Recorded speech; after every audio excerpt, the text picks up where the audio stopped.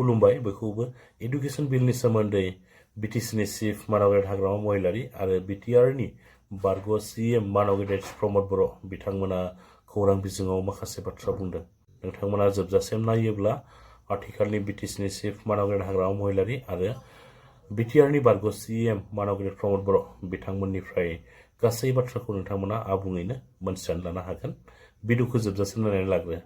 भिडिअखौ जोबजासिम नायखांनायनि उनावहाय नोंथांमोननि गोसोआव मा साननाय सोमजिदों नोंथांमोना कमेन्टनि गेजेरजों फोरमायब्लानो जाबाय। दिनै फुंनि 10टायाव जोंना बड'लेण्ड टेरिटरियेल काउन्सिलनि बिटिसिनि एसेम्ब्लि सानसेनि हाबाफारि लानानै जादोंमोन। बे एसेम्ब्लियाव जोङो सिरियास जोंनि स्पेशल सेसन जितु जादों बेनि सिरियास माबाया जाहैबाय जोंना एडुकेशन बिल लाबोनाय। बे एडुकेशन बिलखौ जोङो बहुत बोसोरनिफ्रायनो सेस्था खालामबोदोंमोन, जों हायाखै।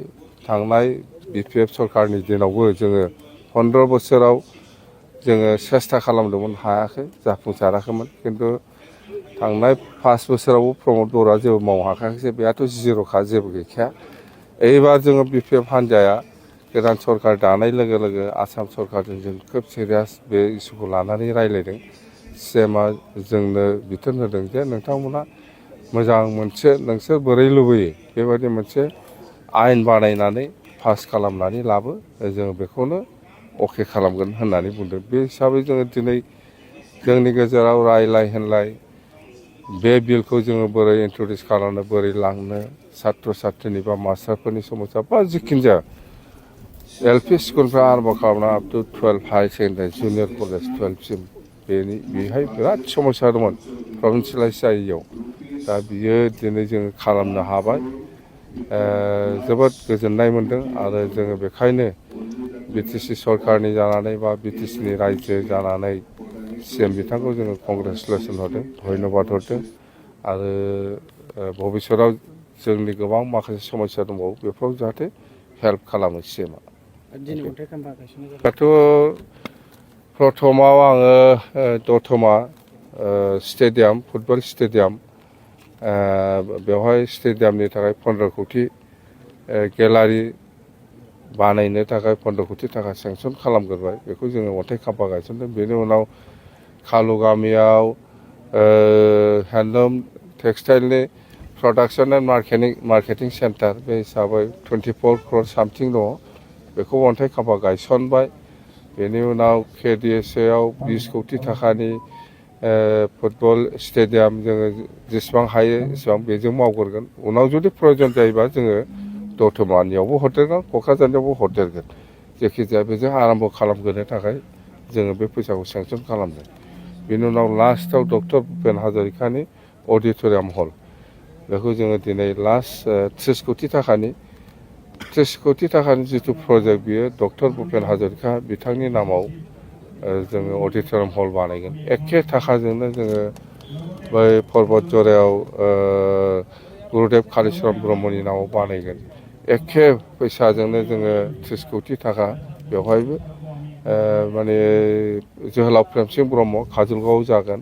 आरो अदालगुरियावबो 30 कोटि थाखानिनो जोहोलाव नीलेश्वर ब्रह्मनि अडिट'रियाम हल जागोन। अर्थात 30, 60, 120 कोटिनि मोनब्रै बिटिसि एरियायाव अडिट'रियाम हल जागोन। मोजां। আজি একদিনীয়া যিটো এছেম্বলি সেশন, ইয়াত আমি অংশগ্ৰহণ কৰিছোঁ। আৰু দুটা বিষয়, এটা হ'ল এডুকেশ্যনৰ বিল এটা আনিছে, আৰু এটা SD তেখেতসকলে এটা ডিমাণ্ড আনিছে 72 crore। আৰু এই SDটো লাইবিলিটিৰ কাৰণে অনা হৈছে।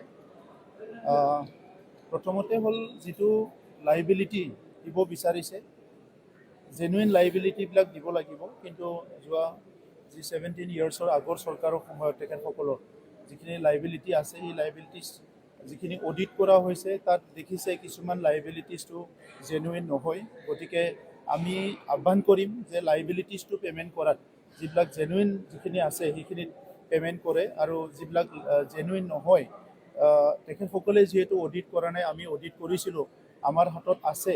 তো সেইকাৰণে বড়োলেণ্ডৰ পাব্লিকৰ ডেভেলপমেণ্টৰ কাৰণে অহা যিখিনি ফাণ্ড, এই ফাণ্ডখিনি পাব্লিক ডেভেলপমেণ্টৰ কাৰণে প্ৰপাৰলি ইউটিলাইজ হ'ব লাগিব, এইটো আমি বিচাৰোঁ।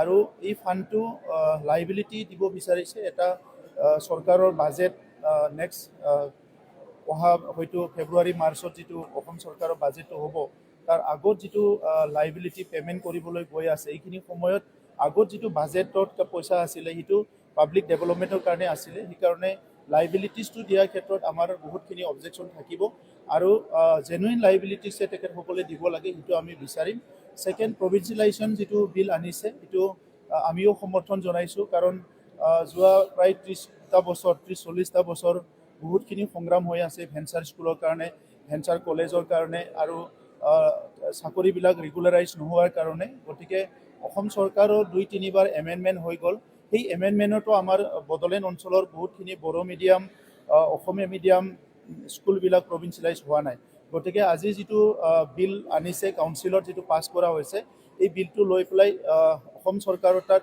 ভালকৈ পাৰ্চু কৰিব লাগিব আৰু এই বিলটো লৈ পেলাই ভালকৈ কাম কৰিব লাগিব সেইটো আমি বিচাৰোঁ আৰু বিলটো কাউন্সিলত পাছ হৈছে আৰু গভৰ্ণৰ যিহেতু এপ্ৰুভ পাব লাগিব ইয়াৰ কাৰণে চৰকাৰী পক্ষৰ পৰা তাত তেখেতসকলে কাম কৰিব লাগিব আমাৰ পৰা এই বিলটোৰ ক্ষেত্ৰত বা স্কুল কলেজৰ প্ৰব্লেম সমাধান কৰাৰ ক্ষেত্ৰত সদায় আমি সমৰ্থন জনাই যাম